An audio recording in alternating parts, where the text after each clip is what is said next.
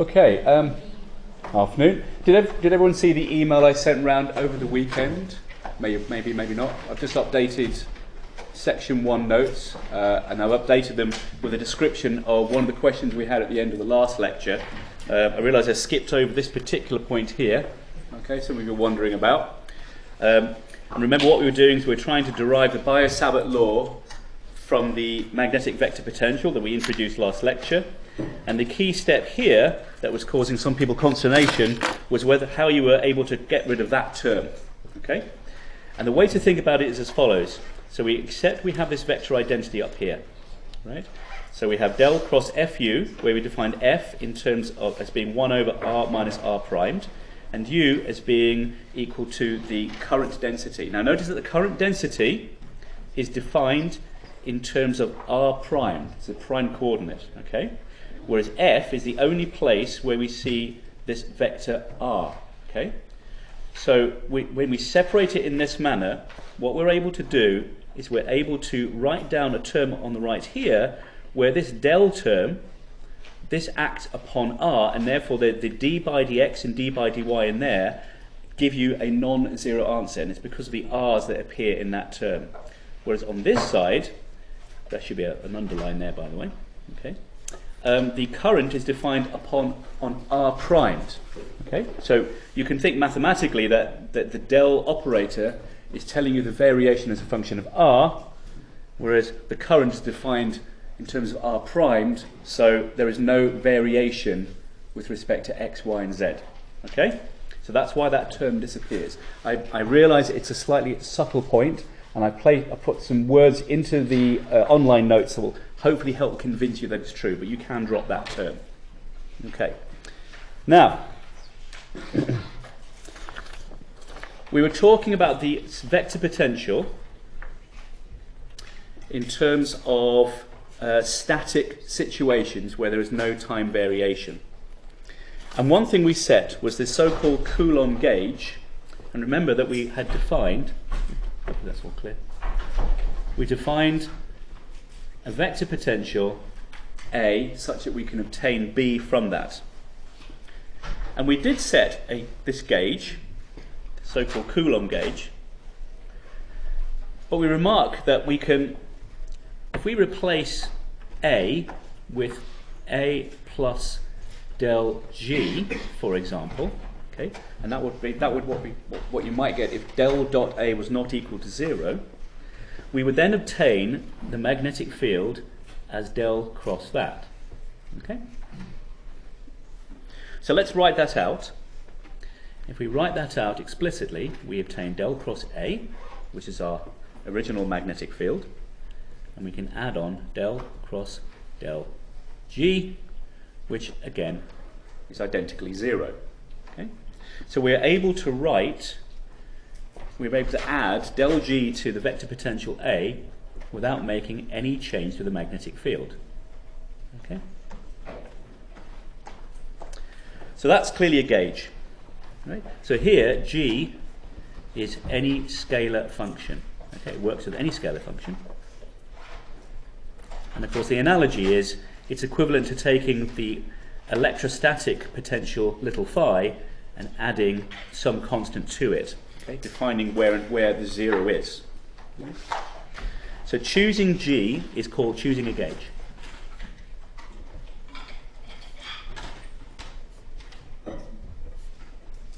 Okay. So our setting of del dot A equals 0 is one particular choice.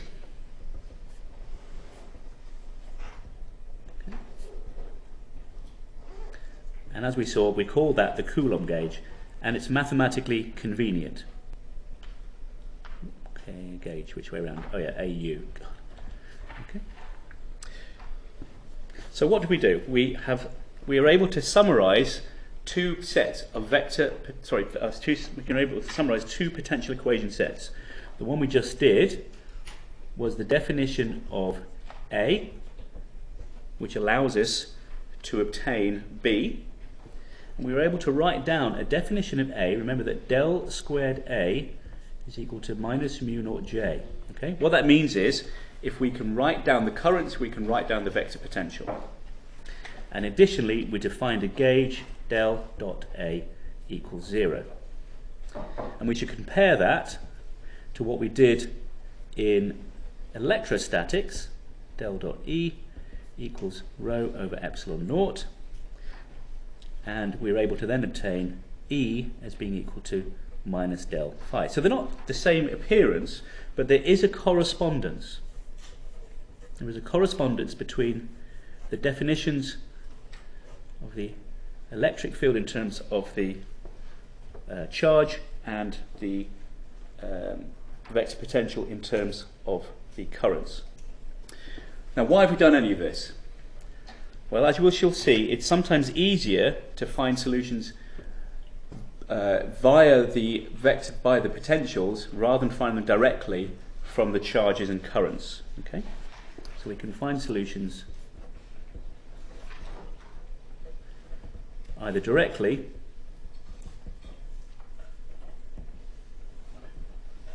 or via the potentials. Okay. Now, this is one of the pieces of our toolkit that we're going to be using later. So this first section, we're going to be putting together toolkit pieces which we can then use. Now, the next step is to think about the dynamic case, because the static case, of course, is not that interesting. Okay, we did it to understand how vector potentials are obtained. So we should now look at the dynamic case.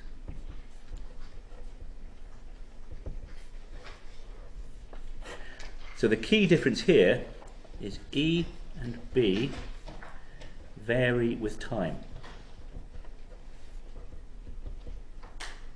That pen's not very good, get rid of that one. So we can make the general statement that E equals E as a function of position and time, and so does B. Now, we already know that in that situation, Faraday's law becomes del cross E equals minus del B by del T. Okay.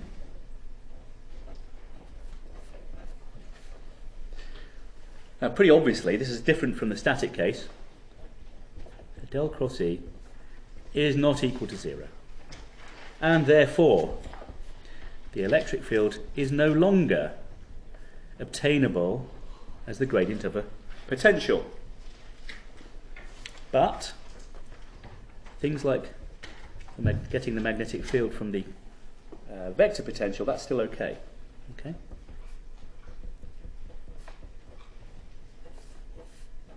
Okay. So, because we can still write the magnetic field in terms of the vector potential, we can write del cross E, and we, rather than writing B, we can now write del cross A instead of B. Okay. What can we do with this? One thing we can do is we can take, because these two, we can swap the time and the spatial derivatives of that cross product, we can basically take d by dt of A and move it to the other side and into the cross product. Okay, so what we'll do is we'll say del cross, so we take that right hand side and we just move it over to the left hand side. Now that equals 0. Right?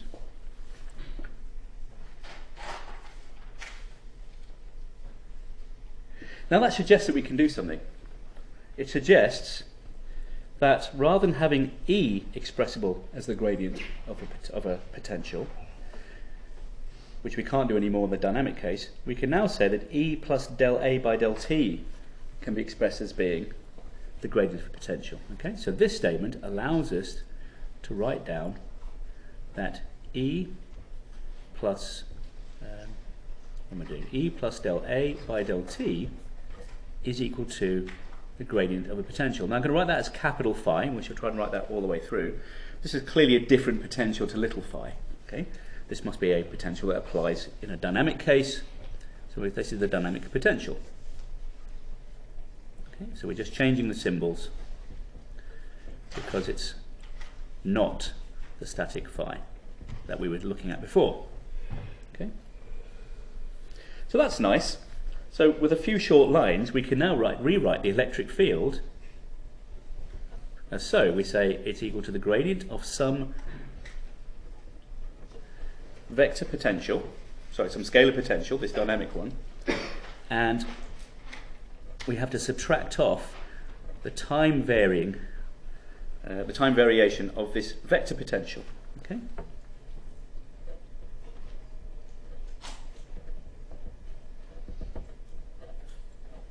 Okay. And that's our vector potential.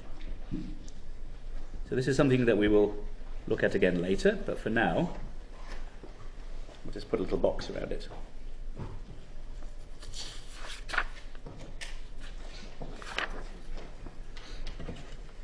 Now, of course, obviously, if we simply set dA by dt equals 0, that leads us back to the static case, which is obviously what we would expect. Okay? And of course, in that situation, E would then reduce to minus del phi, where the static potential is equal to the dynamic potential. Okay. And B is still equal to del cross A. Okay.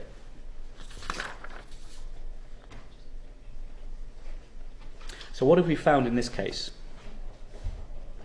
If we're able to obtain A and phi in some manner, we can obtain B and E. Okay?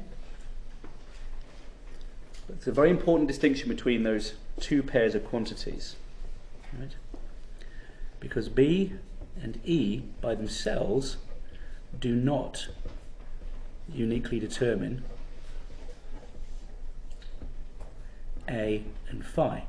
Okay? So as we saw before, if we can add on del G, where G is some arbitrary scalar function, we can add that to the vector potential and it will give the same E and B. Okay? And when we do that, we will modify, you can check if this is true, we modify the dynamic potential by subtracting the time rate of change of G, and by doing those two operations together we still obtain the same E and B. Okay? And remember that E and B are measurable and A and phi are not. Okay? Now, some people think that you can directly measure the magnetic vector potential, but we're going to pretend that that's not true, which is not going to be true in anything we look at. Okay? Okay. Is there any way of tying down A in a similar way to what we did in the static case? Well, let's choose a constraint. So again, this is a choice we can make that makes no difference to E and B, but allows us to tie down how we choose A and phi. So we're going to choose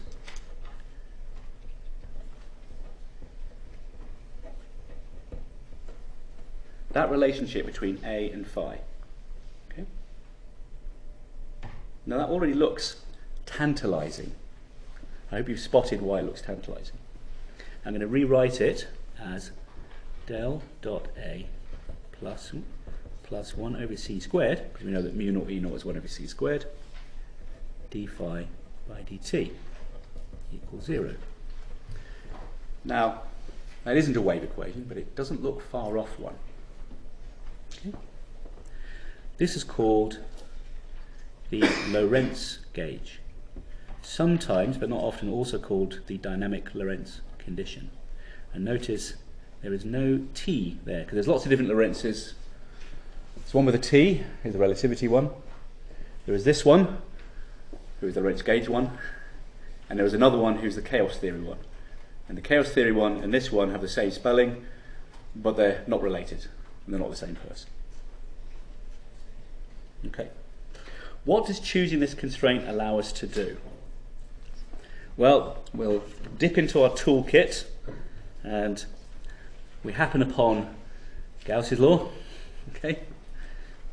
And we're going to write down del dot E equals rho over epsilon naught. That's Gauss's law. And we substitute in for our electric field, which we had before. Let's see if we can find that. There it was. Okay, you can see that there. Equals minus del phi minus del over t. So we just substitute that in. Simple-mindedly, del dot minus del phi minus dA by dt equals rho over epsilon 0. Okay. So we just open that out. Let's make some more paper available. Okay. Minus del squared phi, okay, minus d by dt, del dot A equals rho over epsilon 0. And we can apply that Lorentz condition, and we'll now see why that's useful. So when we substitute in the Lorentz condition above, we can swap del dot A, and we have a mu naught epsilon naught that appears here because the d by dt also disappears, and we get d2 phi by dt squared. Okay, that term goes to there, minus del squared phi there, and that's looking even better now. So all I'm going to do is I'll just tidy it up a little bit, and I write it as del squared phi minus mu naught epsilon naught d2 phi by dt squared equals minus rho over epsilon naught. Notice that minus sign's appeared. Okay, so I've just taken the negative of that equation. Okay, I might tidy it up a bit better by making that 1 over c squared. Now what does that look like? Somebody whispered they should shout out because I'm right. Somebody said wave equation, and they're absolutely right. It's a wave equation. Okay, now the wave equation in its simpler form has a 0 on the right hand side. What we've got here is an inhomogeneous wave equation. Okay, so this is a wave equation of sorts. Okay, it defines what the dynamic potential is due to there being some source. So there's a source term on the right, and that source is the charge density. Okay, right, so that's a wave equation. Now that's what we had for phi. Presumably there's something that also goes with A. So let's do that. So we had Gauss's law. Let's try Ampere's law. Okay. And write down Ampere's law in the time varying case. So we need now to include this variation of the electric field. Okay, and we keep remarking that epsilon naught mu naught there is 1 over c squared. So we'll open that out, so we'll substitute in the vector potential. Okay, so del cross A equals, so that's this term here, okay, and I open that out using a vector identity, minus del squared A, okay, and then I have all this stuff appearing on the right hand side. Okay, so this term here has become this, and then I open it out using an identity, and I apply the Lorentz condition again. So I apply that Lorentz condition there. All right. Okay, so I'm relating this left hand side to that right hand side. So this left hand side becomes minus del squared A. That's that bit there, and I apply the Lorentz condition to this bit here, and that becomes del phi by del t. Okay. And I look at the dE by dt on the right, and I remember that I can write that E as well as E in terms of this. Let's have a look where it's gone. It was up here. Let's write it out one more time. So I'm going to write it down here. I'll say mu naught j plus epsilon naught mu naught cube. I need to start writing on the left hand side. But this term here, okay, becomes minus d by dt del dot phi, okay, plus d2a by dt squared, okay, multiplied by that, okay. So what I can spot is I can spot that this term and that term cancel. Okay, I got that right way round.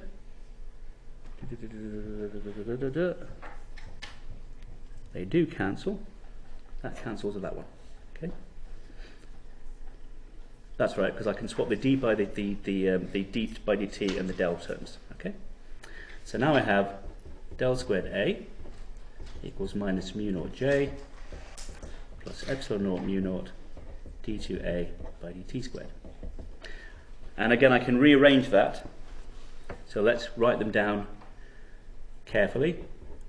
Del squared a minus epsilon naught mu naught d2a by dt squared equals minus mu naught j. And I'll write that together with the one we just did for the scalar part of the potential. Epsilon naught there, d2 phi by dt squared. Okay. Okay. So there's a nice symmetry there. So what are these equations? Firstly, they're quite different to Maxwell's equations. Right? Maxwell's equations have an explicit coupling between them, between the electric field, the magnetic field, and the source terms, the charges and the currents. So what we've been able to do by obtaining these two equations for these vector and scalar potentials, we've been able to separate them out. Okay, so the top equation involves only A and only currents. The bottom equation involves only phi and only charges. Okay? And they both look like wave equations, and they're known as the inhomogeneous wave equations. So there's a wave equation part here, so we imagine there can be some propagation on the left, and on the right hand side these are the source terms, the things which are giving rise to that wave-like behaviour. Okay? So you see that the vector potential is only defined in terms of the currents in their variation, and the potentials are only defined, the scalar potential is only defined in terms of the charges and how it varies. Okay? So we're going to use those later. Okay.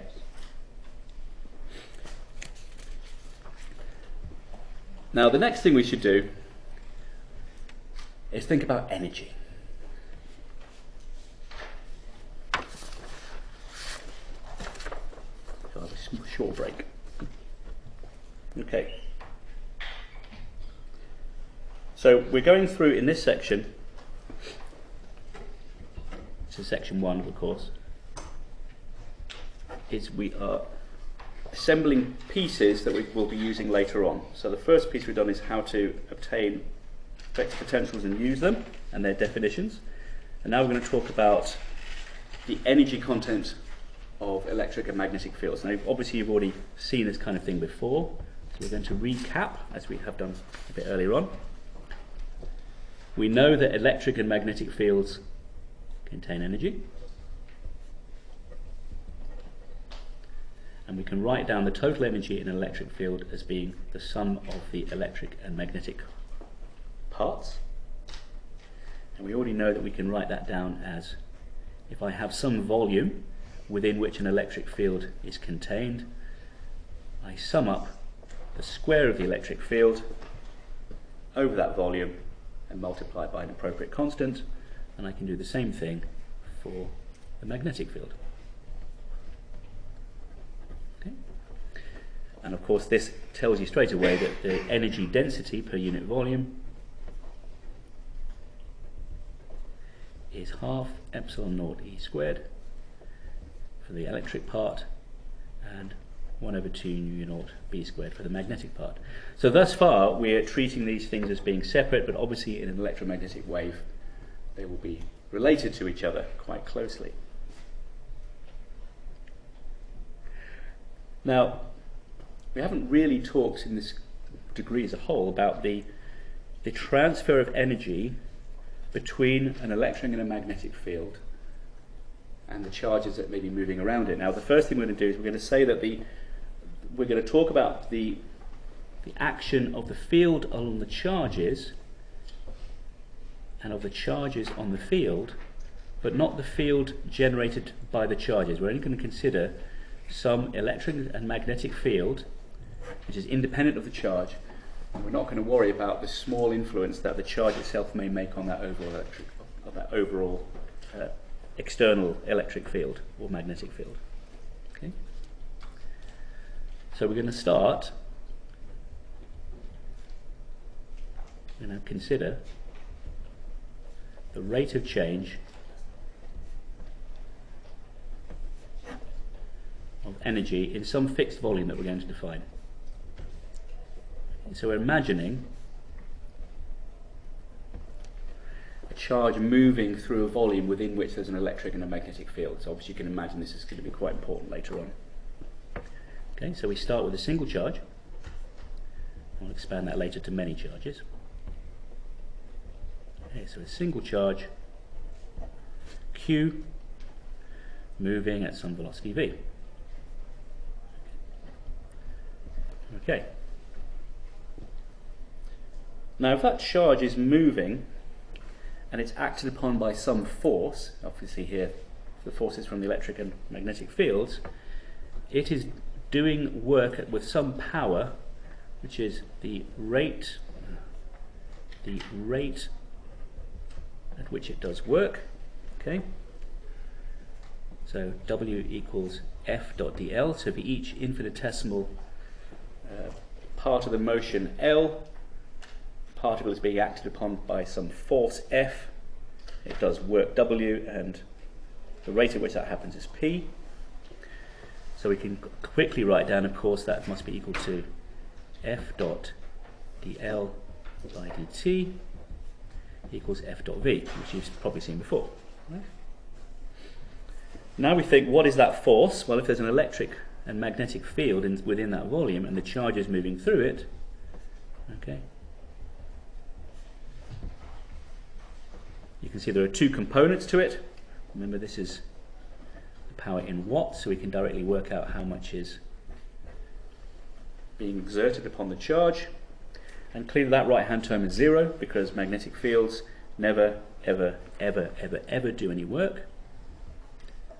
So clearly the rate at which work is being done, the power is QE dot V. So we'll try to visualize that. Here is an electric field pointing in some direction. Okay.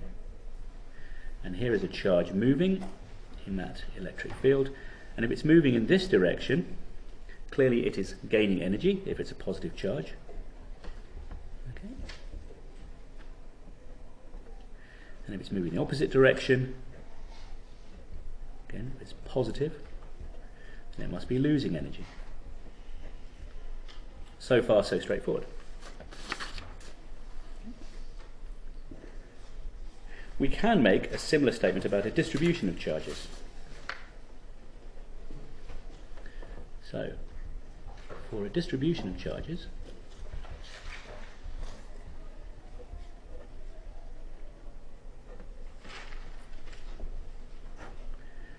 we can now imagine the power which is being generated in a volume dV. Okay, so power in a volume dV is rho dV E dot V. Okay, so I have some charges moving. Let's write that nice and clearly. Okay, so I have some charges moving at velocity V in an electric field through some elemental volume dV. Okay, and that's simply equal to J dot E. Okay, since J is equal to rho V dV. Okay, so remember, J is in amps per meter squared, and I'm imagining that current now, that's rho times V, moving through an elemental volume dV. Okay. Okay. remembering, of course, we can also write down that the total charge within that volume at any instant is equal to rho dV. Okay. What does this let us do?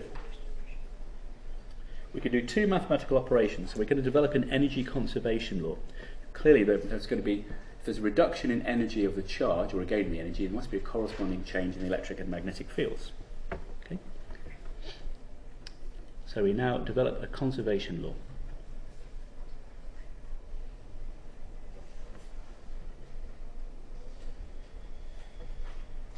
So step one, we choose one of our Maxwell's equations.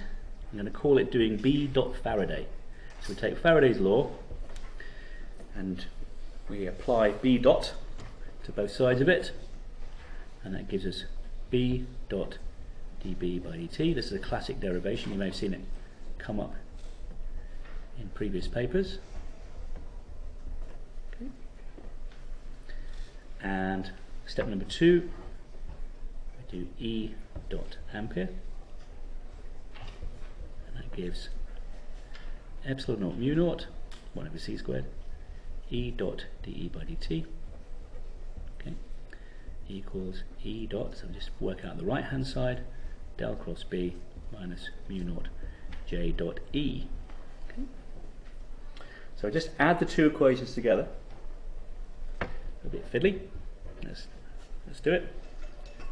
So the left hand side, we'll write out B dot del B by del T, okay, plus epsilon naught mu naught, okay, E dot del E by del T. Now I'm going to look at those two closely. There's a right hand side we'll do in a second. Okay. If I look closely, I can see that what that is equal to half d by dt of B dot B. That's handy because that's just B squared. So that's the rate of change, something to do with the rate of change of energy in the magnetic field. Similarly, that this term here, this bit here, is equal to half d by dt of E dot E. Now on the right hand side, I have two terms I can put together.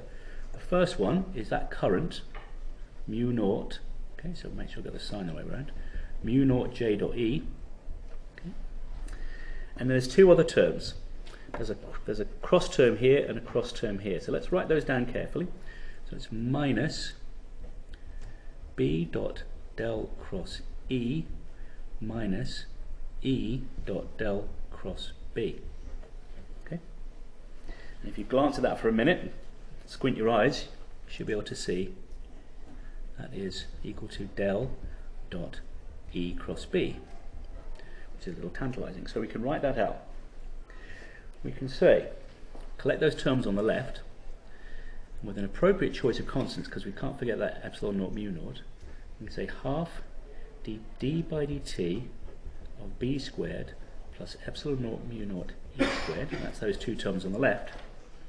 And there's two terms on the right, minus mu naught J dot E, that's our power term from the charges, and then we've got this other thing, minus del dot E cross B. Now, I'm now going to define a new quantity S. And I'm going to define it as 1 over mu naught, and where the reason that mu naught comes in will be apparent later, right? Just accept that's what it looks like right now. Okay. I'm going to call this new quantity, I'm going to call it the pointing vector. Noting carefully that it's got a y, and not an I. It's Henry pointing. Okay. That's the pointing vector. So when I define that, I can rewrite this bit here as equal to mu naught S. Okay. And you can see that's why the mu naughts came in. Right. Now, that's what's happening in each little piece, in each little infinitesimal volume. To help sort of appreciate why this is a useful statement to have come across, you can see we've got the relationship between four quantities: a magnetic field, electric field, a current, which is of particles being acted, or charges being acted upon by an electric field, and this other thing on the right. Okay. Let's integrate.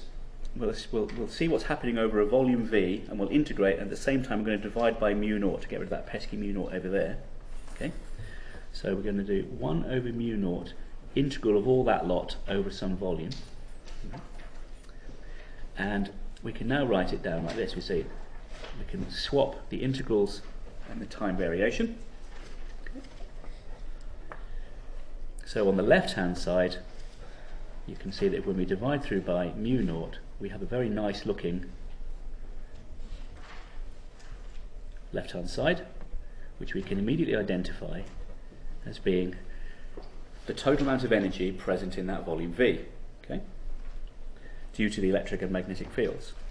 And on the right hand side, we integrate over some volume, there's a minus sign in there, J dot E dV, okay, and another term, okay, del dot S dV. So there's a del dot S up there, divided by mu naught, integrated over the volume, and then we get that integral down there. Okay. So you can see what's going on is there are some charges being acted upon by the electric field that might be present in that volume, and that obviously constitutes some amount of energy. And then there is the rate of change, so this is the rate at which the electric field is acting on the charges and giving them energy, and this term on the left is the rate of change of the energy of electromagnetic fields, and there's this other bit on the right we don't quite get yet. Okay? We can understand that because hopefully you may have spotted that we can apply the divergence theorem to this. Okay.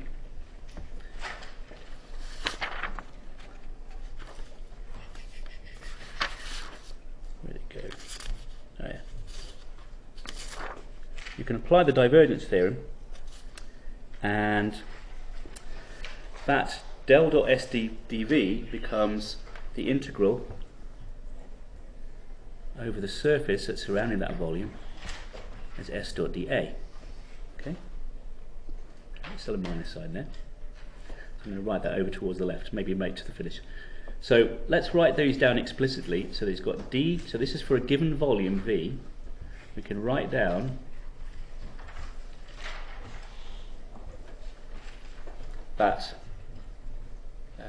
those two energy terms as being, this is the energy in that volume V, that's the electric field energy, this is the magnetic field energy, and it's the rate of change of those two values together.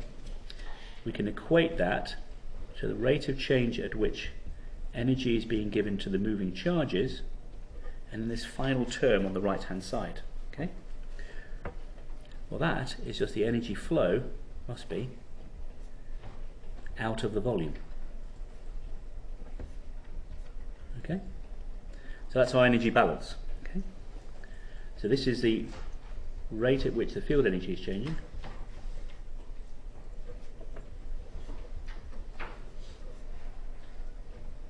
And this is the work on the charges. Okay? So we have to sum those up in the right way round, but you get the basic idea. So that is our energy conservation law.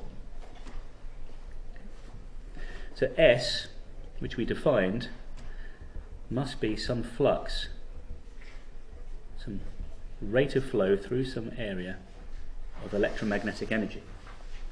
So that's going to be pretty important later, isn't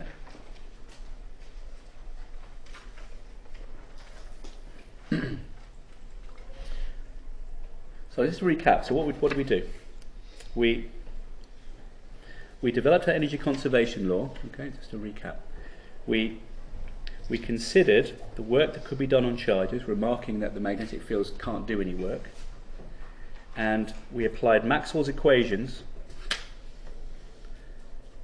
and summed them up in an appropriate manner to obtain two terms, one of which was the rate of change of the magnetic field, one of which is the rate of change of the electric field.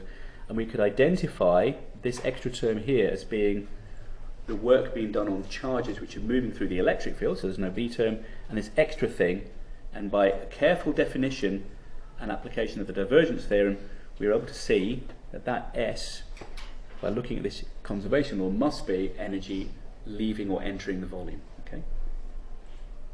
Okay.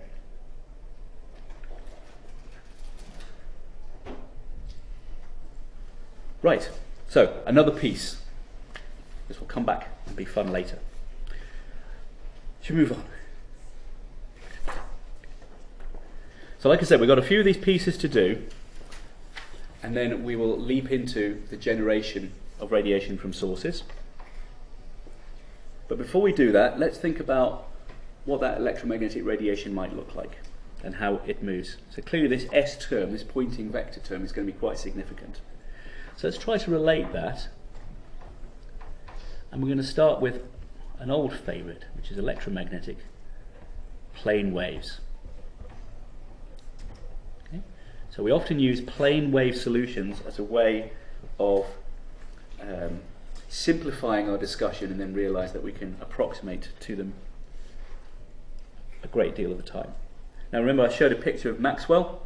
Okay? So this idea that coupled electric and magnetic fields could exist, that was a great triumph of his. Okay. Remember, it's 1831 to 1879. I've now beaten him in age, which is nice. So he did quite a lot though. He's probably done more than I've, but I don't mind. Okay.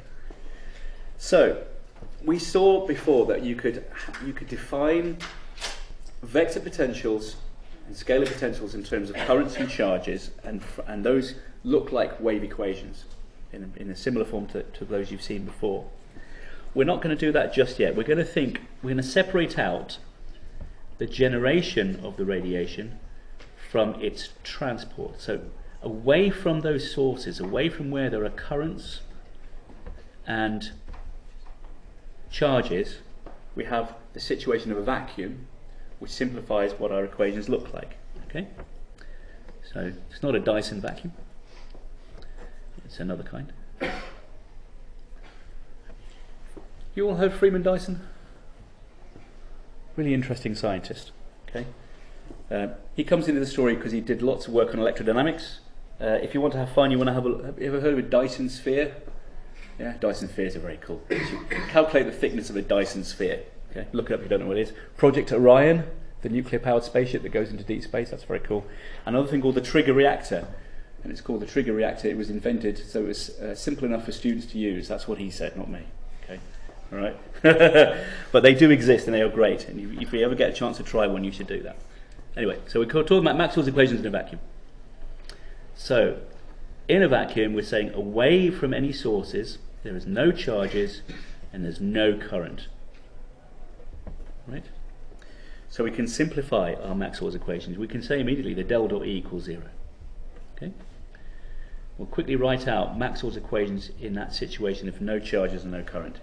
Del dot E equals 0, del dot B equals 0, del cross E equals minus dB by dt. Okay? And del cross B equals mu naught epsilon naught del E by del T. Okay? Great. Now you may have seen this before, but let's label these 1, 2, 3, 4. Okay.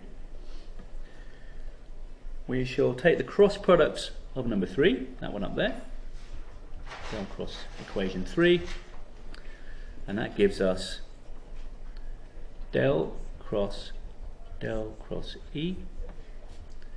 Okay, it's minus d by dt del cross B.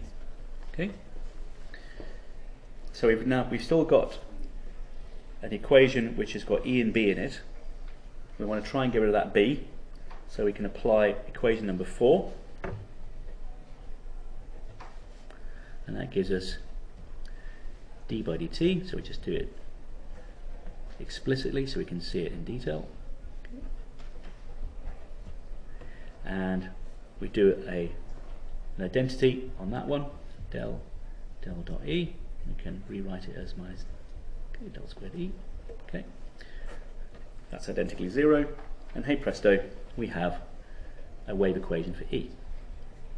I think you may have seen that before, but it's nice to see it. Okay. And I'll leave it to you as an exercise to pick the right equations and right operations to get the equivalence equation for B. Okay. So that means it should be a dt squared there. Okay. So you've seen that kind of thing before, I think. So these are wave equations.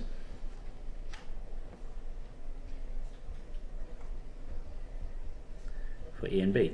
Now we haven't yet said anything at all about how they're related to each other. We've just done a hopefully fairly pleasing short derivation that shows that if there are no charge and no currents, then the electric fields and magnetic fields must be related to each other in this way, and they can describe a wave which propagates at some speed 1 over epsilon naught mu naught, okay? Which you've seen before. A bit later on we'll show how those modify when you have different permittivities and permeabilities in the material, and clearly you'll expect to see a different velocity, okay? Okay. Let's do that now.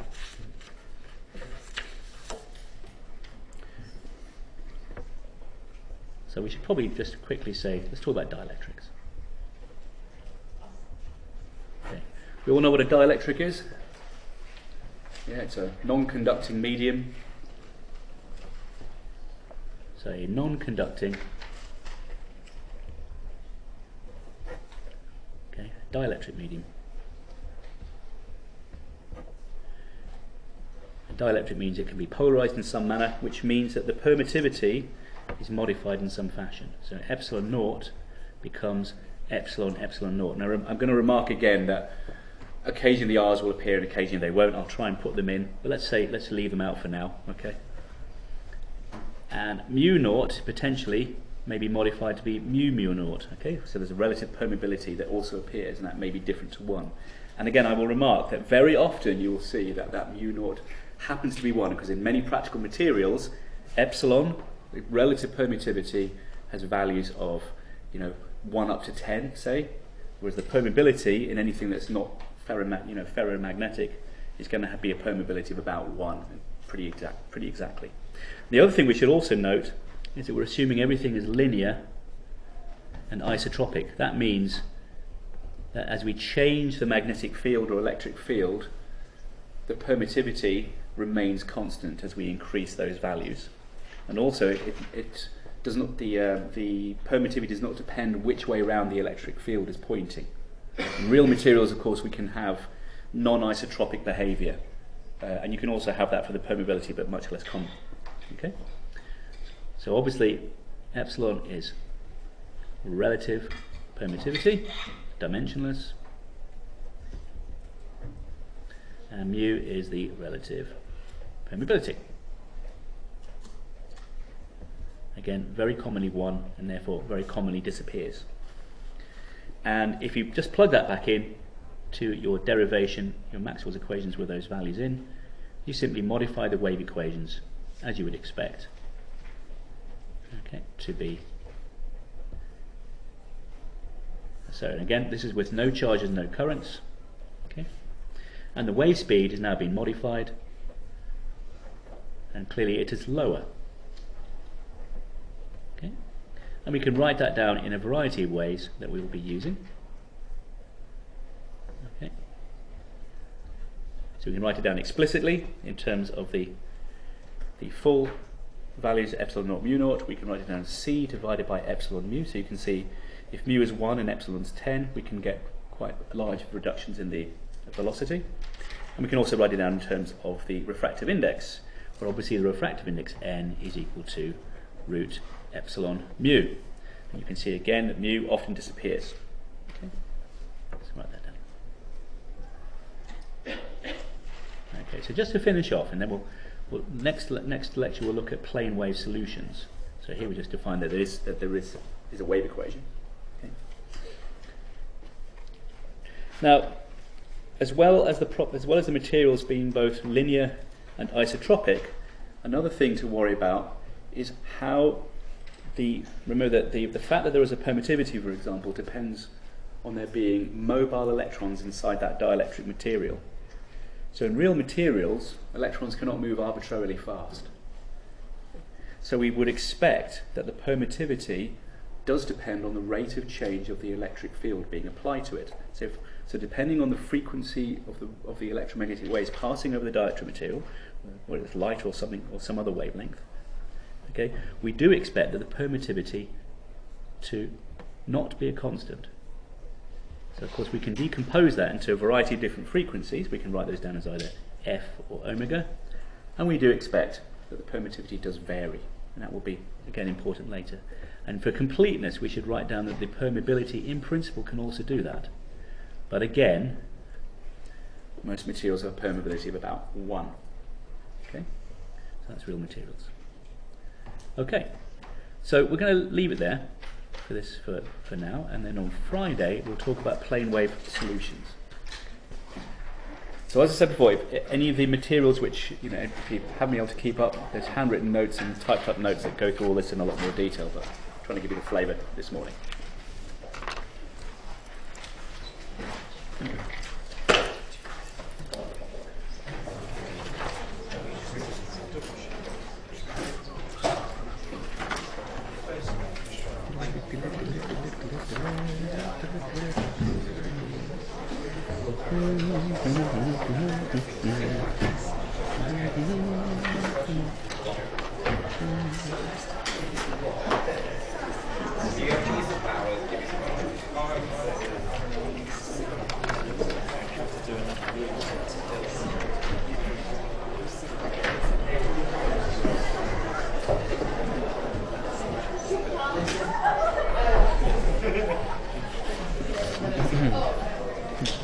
Hey, so you're right. And it's derivation here.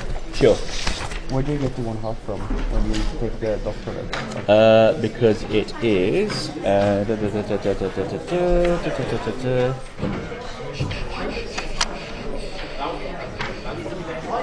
because you are if you do b dot b and you take the derivative, right? You get two terms that appear. Imagine you did d by dt b dot b. Yeah. Okay. You get if you do d by dt b dot b, you derivative of this times that one, you derivative of that times that one, it gives you 2. So that derivative that would be 2 b dot b. Okay. Yeah. And then you have to divide by 2 to get back again. Yeah. Okay. I see. Yeah. Okay. Thanks.